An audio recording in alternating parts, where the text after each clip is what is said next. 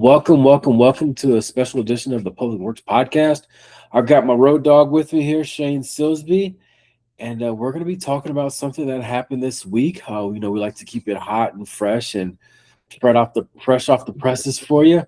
Shane, how you been? How's everything going for you? It's all right, Joe. Thanks for your time. It's been a busy week or so, and we'll jump into that. But yeah, I've been traveling. Just got back last night, so happy to be back in my own bed. Yeah. All right. Well, if a lot of people don't know, this last week the Drake album came out. It was a 3-part album, 3 albums in one. Mixed reviews on it, but also this week I woke up one morning and felt 500. What is it? I felt $580 billion better, maybe? I felt $580 billion lighter. Oh, lighter. Yeah, exactly. Or better, however you want to see it. So if you don't know, the HR 8870 Build America 250 Act just got passed. Shane, give us the 30,000-foot view of what that bill is, then we'll dive into the nitty-gritty and also the acronym behind BUILD. Yeah, the acronym behind BUILD, Building Unrivaled Infrastructure and Long-Term Development for America's 250th Act. That's what I have on my medal, because America's celebrating 250 years. So it's the time. Quincentennial. How do you say it? What is it? I don't know. It's 250 years. Gotcha. So there's a lot of fun stuff in it. Whether it's electrical vehicle, things that in regards to city buses, autonomous tracking. There's a lot of things slipped into this bill. So give us kind of from the public works angle. First off, like what this bill might mean, and then we'll dive into some of the components of the bill. Yeah, it's a big deal from an infrastructure standpoint for the country's infrastructure, which includes public works agencies. There was concern that this bill might not get introduced or passed in time.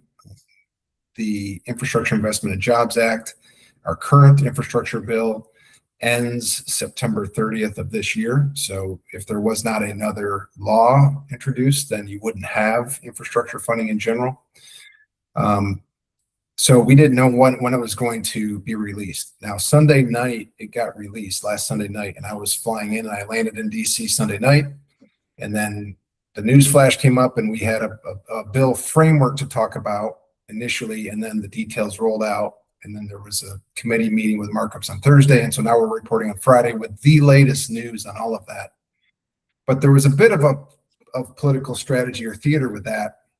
And talking with people on Capitol Hill, I was there advocating for infrastructure funding in public works. So it was timely. But releasing something on Sunday night doesn't allow people to react right away. There's no flurry. So there was a strategy to that. And then having the committee meeting on Thursday was also strategic. So people didn't have a lot of time to get into it, even though it's over 1,000 pages, the bill. People are trying to dissect that. And there were still 100 amendments. And that was just within like 3.5 days or 3 days of looking at it, because it's a holiday weekend coming up for Memorial Day weekend. So congressional members are wanting to fly out on Friday. So you release it on Sunday, people look at it on Monday, you have a hearing on Thursday, and that reduces the noise around something like that. Was that intentional? For sure. For sure. Tell me why. Why would somebody want to intentionally put out a bill where everybody's sleeping? Well, they want to get it through. They want to get it passed through, and they want to get out of Dodge, out of DC, back to their home districts. That's why. I mean, there's not a lot more intrigue to it. The two main committee members, the minority leader and the majority leader, they said they were going to be aligned on this to get something out. And so that's what they did. A long way to go. Amendments has to go to the Senate side, and the Senate has 3 committees that look at this, and it comes back to the House. So there's a long way to go, but it was important that it at least got introduced and got out of the committee. Yeah. Bipartisan committee vote, 61-2 on May 21st. And after 14 to 15 hour markup, considering 100+ amendments, bipartisan. Tell the listeners what that means on how, and how that's potentially a good thing, or can it be a bad thing? In I would say in almost every case, it's a good thing unless your entire Congress is not thinking clearly. And the reason why it's a good thing is you want both parties, because Congress represents all the people in the country in their individual districts. You want them aligned to the extent they can be on issues that affect every person in the country. So if you have every representative, and when I say every representative, that's Republicans and Democrats and independents. That's when they call it bipartisan. Both parties are agreeing on that, and that's important because you're covering more people. You're getting more ideas on the table, and you're getting alignment on base and core principles. Gotcha. Um,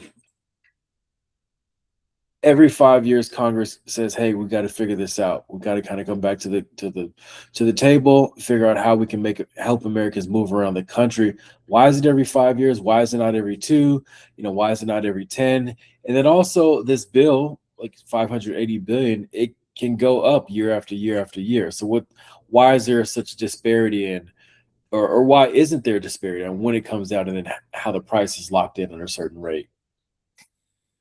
Well, 5 years is just what's been traditional for the surface transportation bills. The Water Resources and Development Act gets done every 2 years, so there's not a huge magic reason for 5 years, although you're not hitting usually on an election year, right? Because you hit election years less often.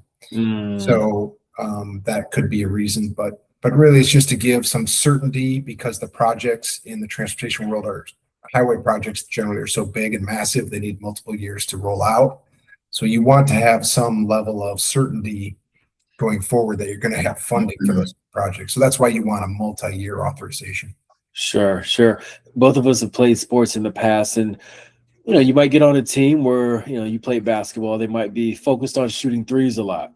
Another coach might come in, and that's that meteor that comes in and says, "No, we play defense here. We don't shoot threes. We go on the post and play hard defense."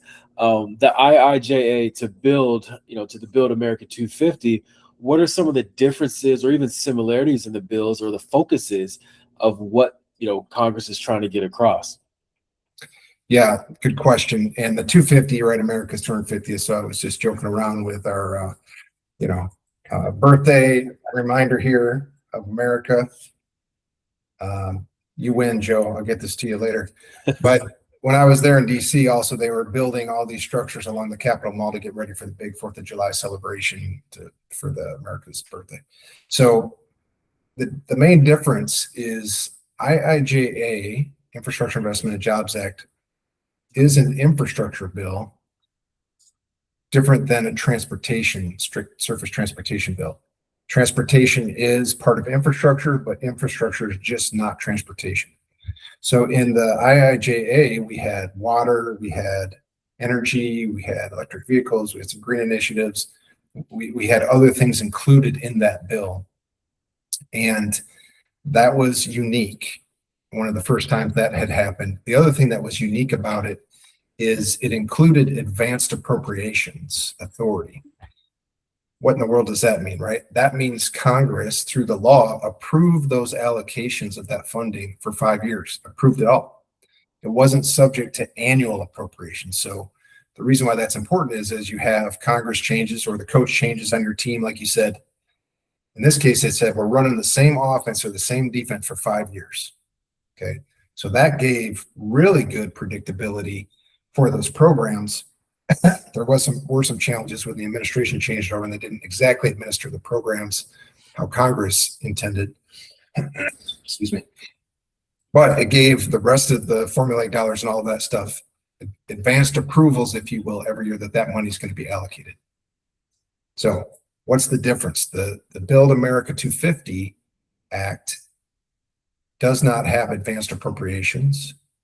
It is really straight down the line on surface transportation. So not water, not energy, not anything else, just transportation. And of the amount of dollars that are set up on that, 82% or so is coming directly from the Highway Trust Fund, and IIJA at 1.2 trillion versus 580. It used general fund dollars, and we talked about this on other shows, They use general fund dollars from the taxpayers, from you and I, to move over and pay for infrastructure issues because the highway trust fund is insolvent. We can talk about that too.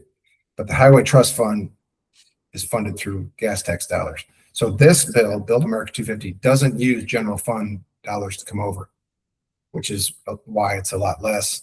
And then of that, 82% is from the highway trust fund, and 18% is through annual appropriations, so through the annual budget process.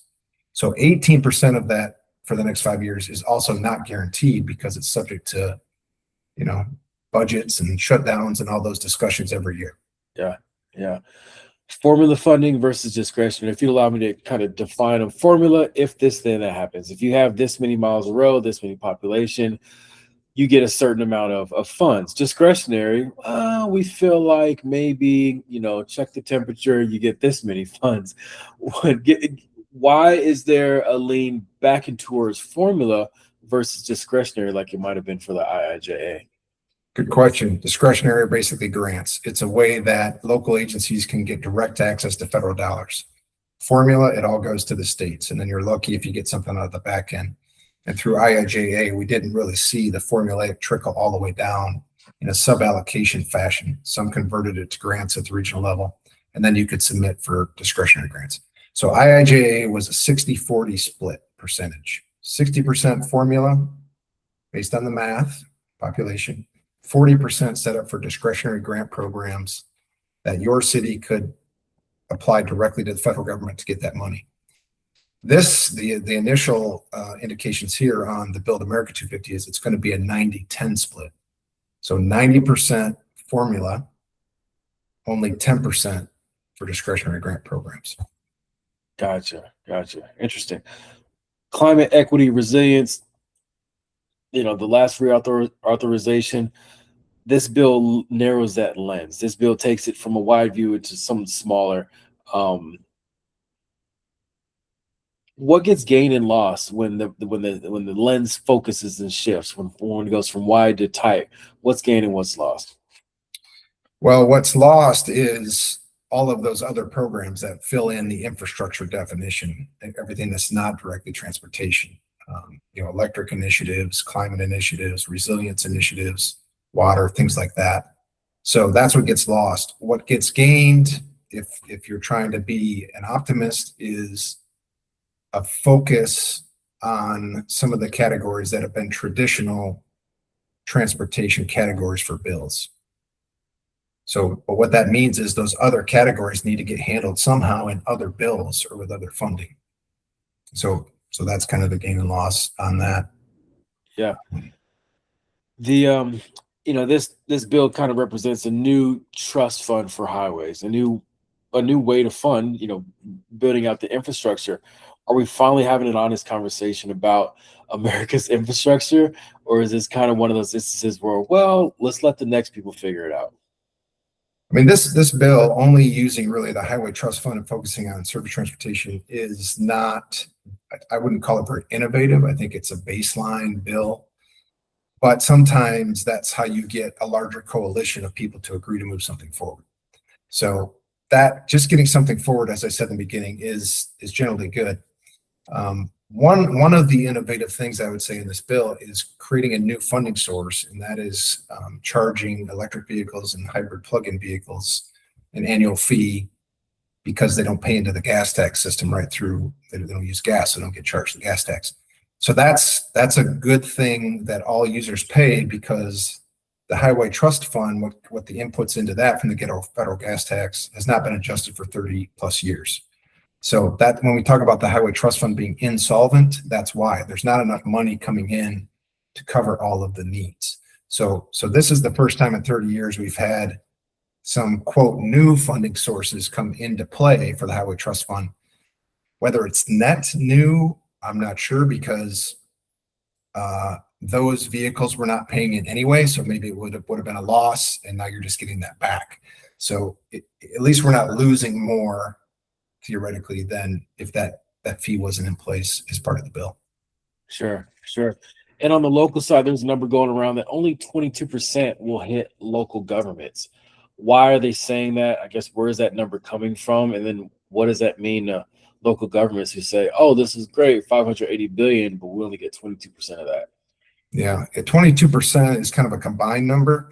So we talked about the 90-10 split, right? 90% formulaic, that goes to the states, 10% available for cities, counties, public works agencies to apply directly. So that 10% is there. So hold that 10%. The other 12% that makes up the 22 is a theoretical estimation of what comes through the formulaic programs, through the states, through the metropolitan planning organizations, through some of the categories down to the local government level. So those are pass-through funds estimated to get you to a 22%. Now in IIJA, I said it was a 60-40 split. So you start with 40%, and then you try to figure out what else might have come through. So the delta, 40% versus 22%, it's at least on the framework we have now, it's a loss for local governments in funding they would receive and a gain for state departments of transportation. And I have an opinion on that. We can talk about that, but that's a net loss for local governments. Yeah, yeah. You've been a director of public works before. You see something like this hit the news wire. Let's say it's Sunday night. You see this happen. It's 3 a.m. You're staring at the ceiling. What normally changes on a Monday for somebody like yourself in a director position at a local county, city agency? What usually happens on that Monday? What's to look out for? Usually what happens is you have to scramble for information to try to put, just like we're talking about today, try to get educated on it, because your financial partners in a city or county and your elected officials or your leader, your city manager, your CEO, they're going to want to know what this means. Because it's infrastructure related, it's more of a technical issue, and public works is the middle of that. So your public works directors generally are going to be the ones that have to provide the update. They might get help from a lobbyist or something like that, but they're going to have to say, what does this mean for us? And we're still digesting. It's 1,000 pages. We've had 100 amendments, but the net is new fund, a funding stream that could be approved. Good. Details, not so good for local governments, but compared to IIJA, which was a historic level of funding. So some of it's about context and comparison. But if you look at the last 5 years, the next 5 years are not going to be as good for local governments from a funding standpoint, or what's available for them to get funding to. Now, if you're somebody that says, but I only worry about freeways, then you might be advantaged because your funding allocation went up by a percentage. So that's the balance. My argument on this, when I say it's not as good for local governments, is you and I as taxpayers, we live in cities or counties. Nobody lives in a Department of Transportation. Nobody lives in a DOT. So cities and counties, you and I pay income taxes, sales taxes, gas taxes. We pay into the system, but we're not getting as much back as the DOTs are. And that's the challenge. It's not that they should get zero, because they're creating connected corridors and they're helping people move. But, the local governments are disadvantaged from IIJA when you do it as a comparison. Yeah. So let's chat about speed. We know a lot of these projects take time, but one thing is just getting the funding in to get them started. So with all this influx in funding, will we see some of these projects happening faster? Will that, new highway, new interstate, new, speed rail from the Bay Area to LA, will this kind of stuff happen faster? Or is it just, business as usual, but with a little bit more focused dollar? There are a couple of things that will impact the delivery speed, especially for local governments. One is that there was an 18-month limitation put in to deliver the project after you receive the funding. So that is interesting. Local governments are at the end of the line, so they have to put up with regulations from every other agency above them. So that can be a challenge. The other potentially good news is that there were some refinements in the environmental permitting. So when you federalize a project, you have to go through National Environmental Policy Act permitting, and that can take a long time, years. This put some limitations in and created a single point source and all of that for the permitting side.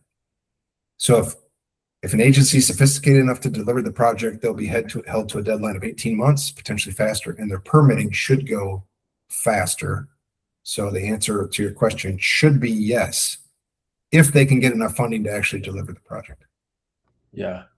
The guaranteed versus annual appropriations. Guaranteed means, hey, you get this amount of money. Annual is like, hey, we're going to keep looking at it, if my definition is correct, to see how much you're going to get year after year. How should a director utility plan out for a project that might take 4 or 5 years, not knowing if they're going to have that dollar amount, at the end of the movie? Yeah, good question. I mean, if I'm advising my clients, I would say look at the 82%.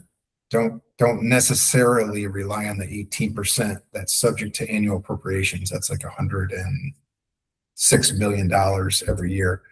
So I would focus on the $474.5 billion that is set up in the program from the Highway Trust Fund. As long as the Highway Trust Fund has enough to pay those bills, that money should come forward. The stuff subject to annual appropriations, that's a political debate that's going to happen every cycle, every year. We already know that public works is already under a lot of pressure, underfunded, understaffed, underappreciated, everything's under.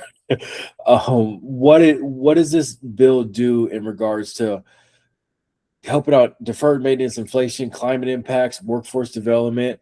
Is there a way that this will, I guess, fit into the bigger financial picture of day-to-day operations for an agency? Not likely to help with a lot of maintenance. It's not going to pay for operations. It had some workforce development language in it. Not sure how much is actually going to be tied to funding. It's more about setting up some programs, evaluating existing programs, things like that, versus some actual money. There was some money set up for a few items in workforce development, but that's going to fall down mostly to the local level.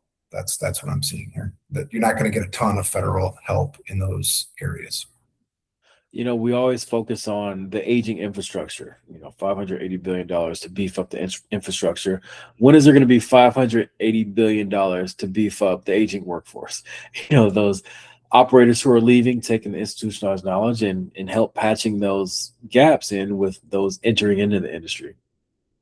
Yeah, good question. Again, I think it's going to come from the local level. I think those programs happen regionally. To some extent, your workforce development strategy is based on your area workforce. So it gets kind of standardized as you get to the federal level and state. It's not until you get down to your community to say, okay, the workers we need to build this type of construction project, do we have them or not? Do we need to develop them, or do we need to create a pipeline?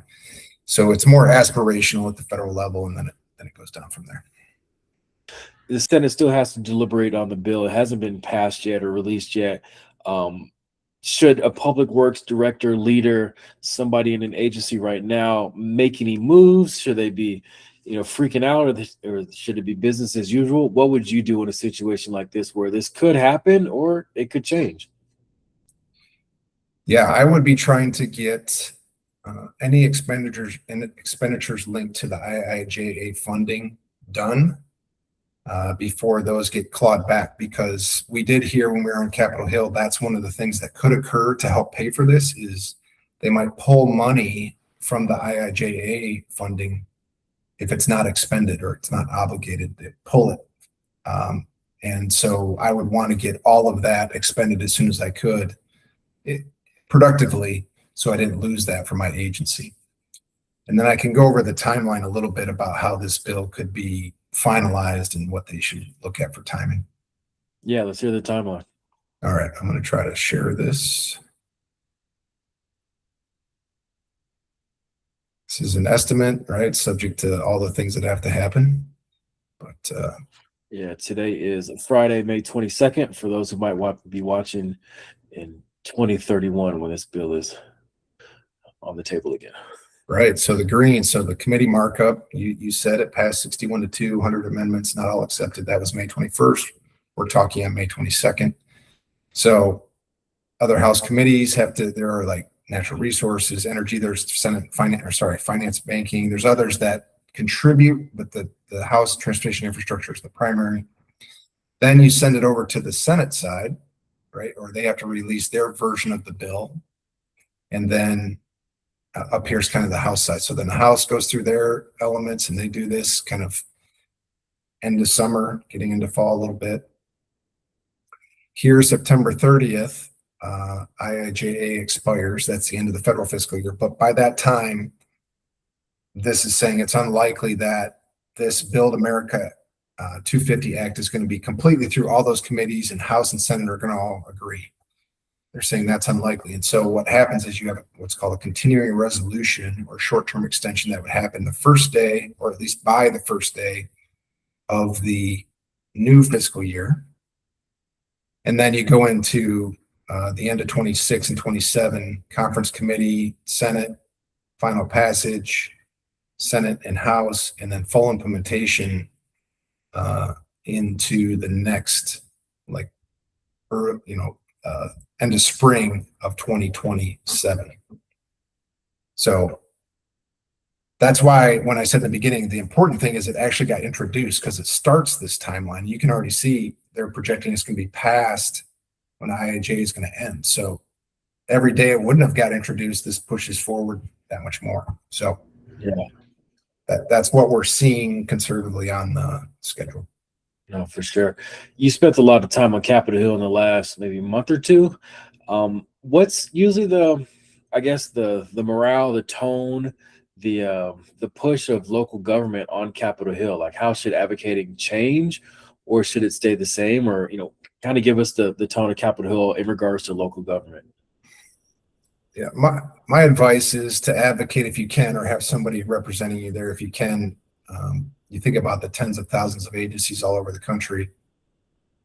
If the federal government's not hearing your voice, to me, it's easy for the people on Capitol Hill to kind of stay in the building and create like an echo chamber, and things they might think are good ideas or think there's no negative impact of that. It doesn't get vetted, right? And until you air it to your public agencies. And even then, by the time something becomes a bill, people have been working on this for weeks. And if you don't have input as a local agency with your congressional member, then the way the bill gets written is going to already be slanted in a certain direction. And then it's harder sometimes to get an amendment to change something once it's already in writing versus getting your advocacy points out there to make sure the bill, or try to make sure that bill is written in a way that benefits local agencies. So it's never too late to advocate, and you should be doing that regularly. Sure. Let's say you're a director, public works director right now. You're listening to this episode. You got a 5-year capital plan on your desk right now.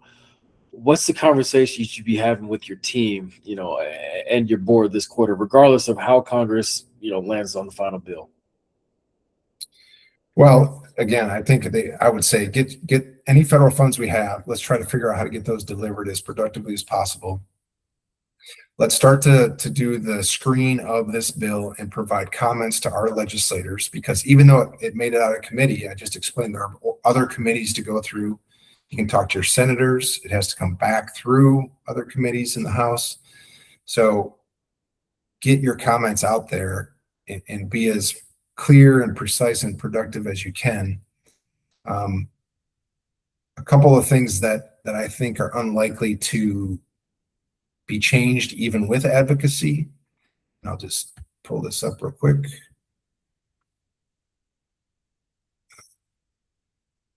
As we look at the kind of the delta of what happened. So before IIJA, we had about 66 billion going into transportation infrastructure. IIJA pumped that up to about 109 billion. So that was about 43 billion increase with IIJA. That's why we say that was historic levels.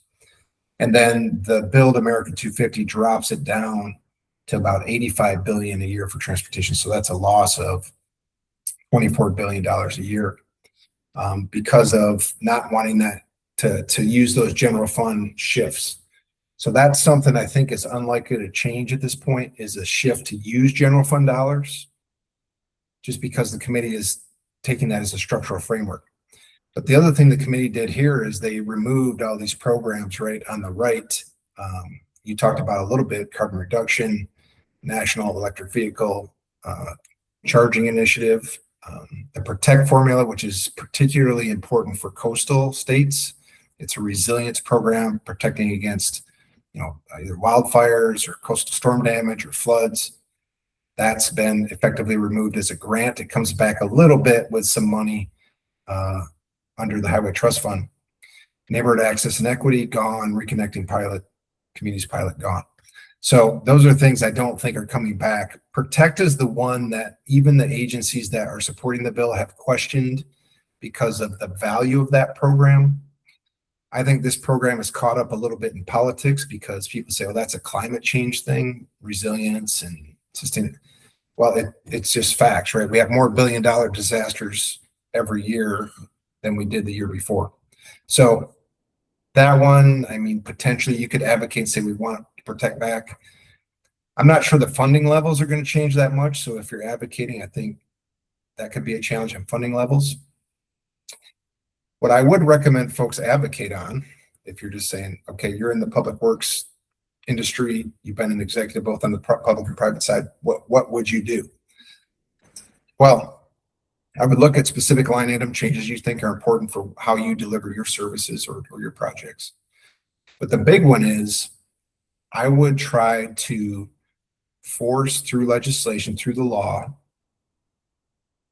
sub-allocations through that federal formula dollar amount that's been increased, right, by a percentage. Remember, we talked about the 90-10 versus the 60-40. So that 30% that local governments are losing from the ability to access those are going over to formulaic. They're going to go to the states. What I would advocate for, and what I'm going to advocate for, is to force those state agencies to push that funding down, to sub-allocate that funding all the way down to local governments. So you lost it as a grant opportunity, but you get it back on the formula side, potentially as a direct allocation, which is actually better because it could be guaranteed to you if that was legislated in. So those are some high-level things I'd try to advocate for. Some of the little nitty gritty things that I pulled out. One of them was the first ever driverless semi truck framework. So what this bill introduced, and I have to go into it deeper, is that Congress is officially laying down the law and safety rules for self-driving semi trucks on U.S. highways. What do you think that will do to not necessarily the infrastructure, but just more so to how people are reacting around driverless vehicles, shipping, logistics, all that fun stuff?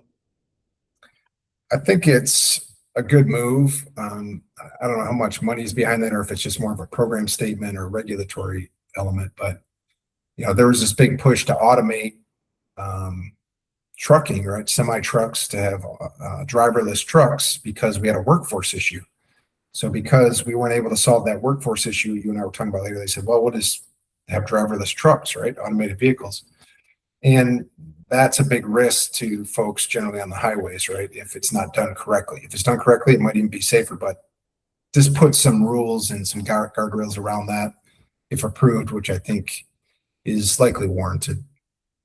There's another one, and I have family friends who are bus drivers. So this rule is that the bill mandates that all new city buses must feature fully enclosed bus driver workstations to protect drivers from assaults, and is creating a group to figure out how to retrofit 62,000 existing buses.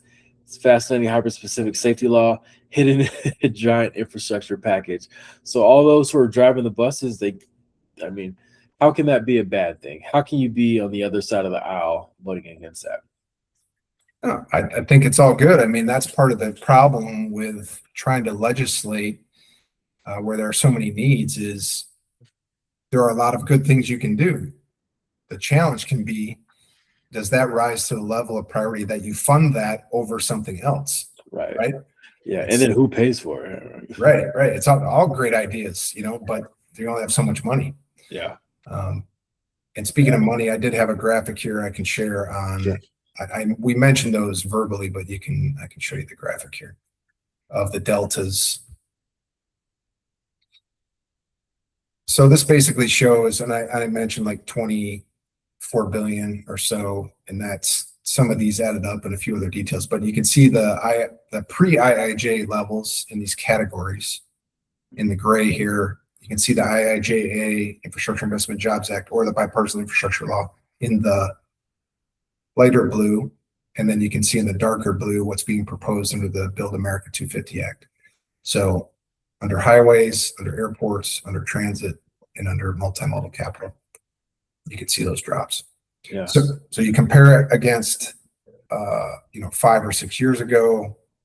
5 years ago, you go, okay, it's up from there, but it's down from IIJA. Yeah. Well, I guess in closing, you've been around long enough. I mean, you've seen, even going back to your metaphor of a meteor, sometimes we can tell a meteor is 5, 10, 15, 20 years out. So let's say you're looking at the roadmap 5, 10, 15, 20 years from now. What do you think the long-term shift that public works leaders should be preparing their organizations for? Like, how many more of these, like you talked about the billion-dollar events, like how many more of these 100-year storms or these, millennial meteors are going to drop to where the everyday public works directors should get their crews ready for? Yeah, that's the challenge with managing for meteors, right? So, some and some you don't. So this is one you potentially know. You can see where the shifts are happening.